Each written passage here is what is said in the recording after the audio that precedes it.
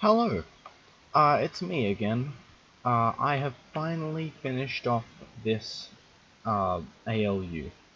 Not much has changed, but I have added some features. So, as you can see, the general overview looks pretty much the same. We've still got the same functions as last time, except I've added 3 more, technically 2. Bit shift left and bit shift right, as you can imagine, just switches the bits around. So, if I were to clear the memory,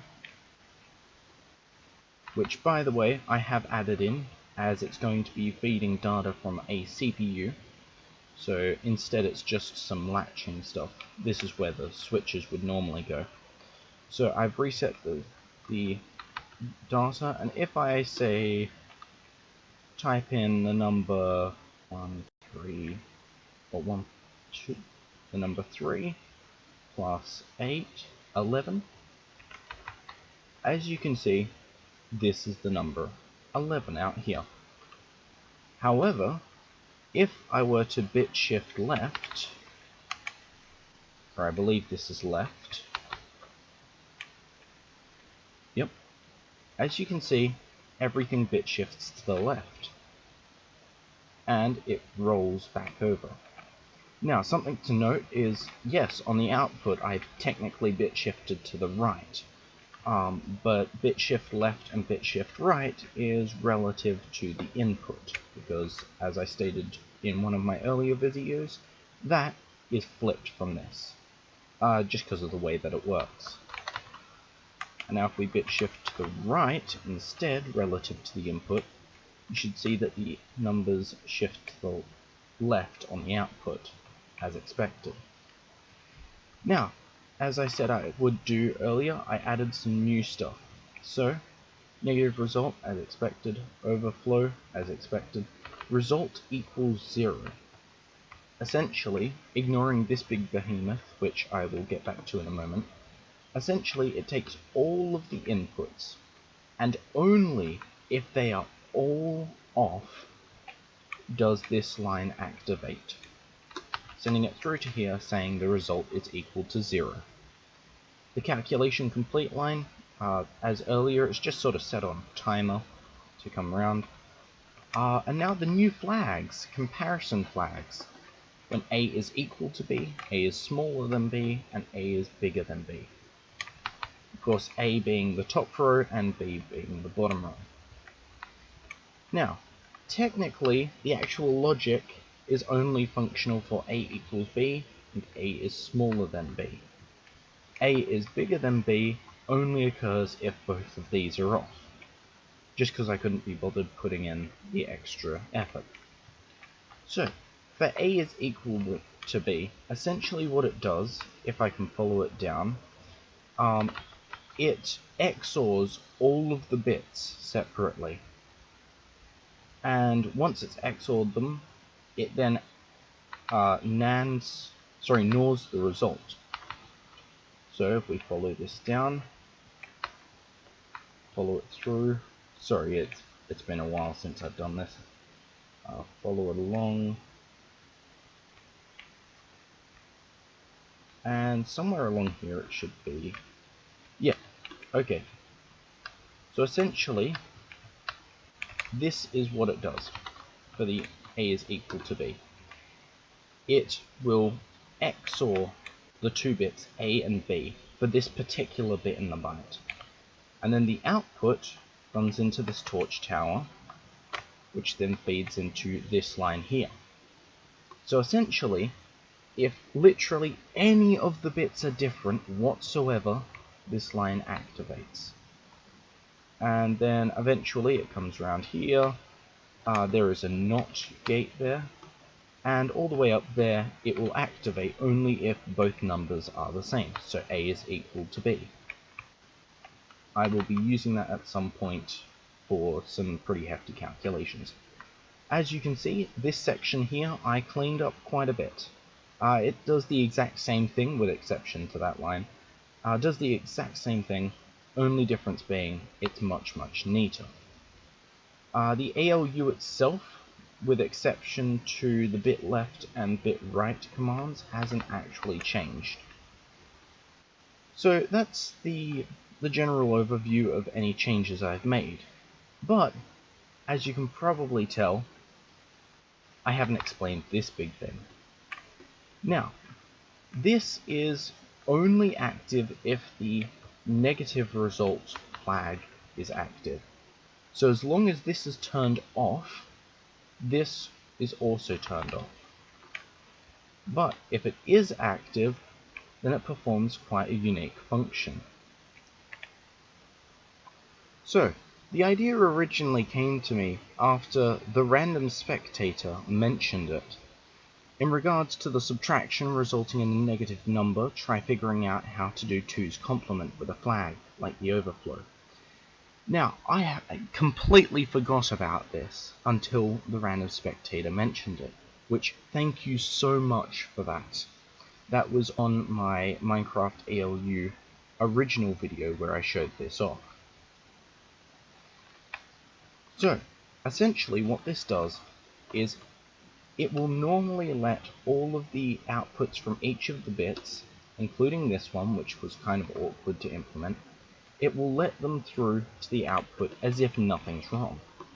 However, in the rare exception that the negative result while subtracting flag is on, it actually shuts off this line, so that then the inputs from these don't actually end up in the outputs, and instead have to feed through this big thing. And essentially, in a long and complicated fashion, it essentially just takes the 2's complement of the number. Now, for those of you who don't know, the 2's complement of a number is just where you flip all of the bits, so you invert them, as is being done by these torches here, and then you add 1 to it. That allows you to get a negative number out of it.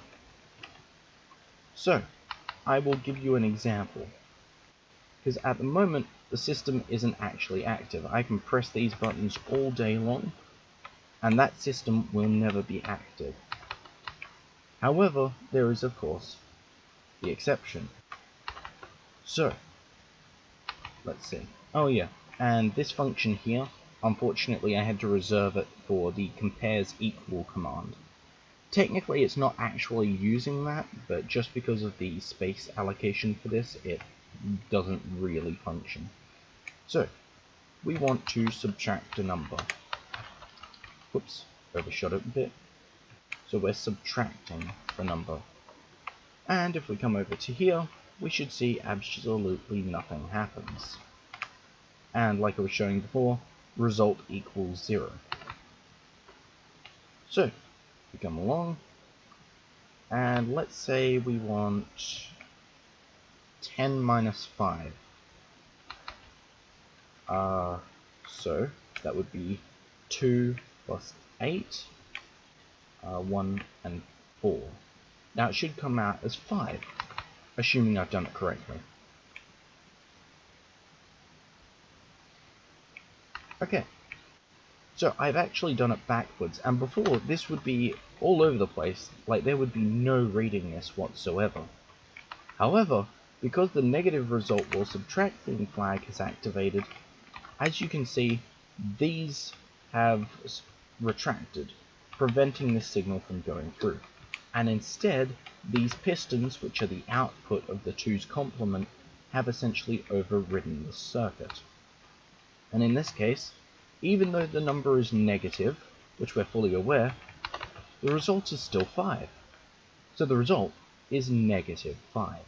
Now, while my CPU probably won't be able to handle numbers like this, that'll be negative, it's still nice to have it in a CPU for if anyone else requires it. Now, if instead I type them the other way around, you'll see that it works quite nicely. So again, reset, and it was, then subtract 1011, 1011,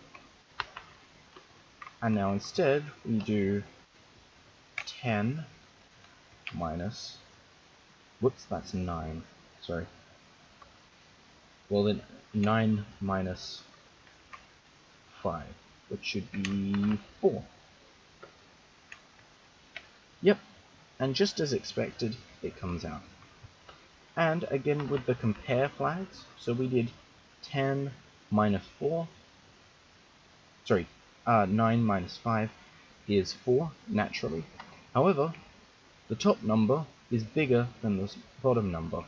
A is bigger than B, and if we have a look at this, A is bigger than B. Comparison flag works.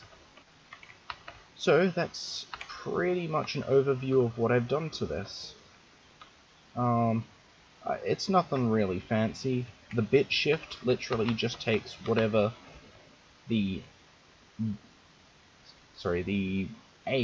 whatever the A bit of this bit is, and instead puts it to the output of this, the input of this to the output of that, and so forth until you get to the last one, which the input of that goes to the output of this. That's the bit shift.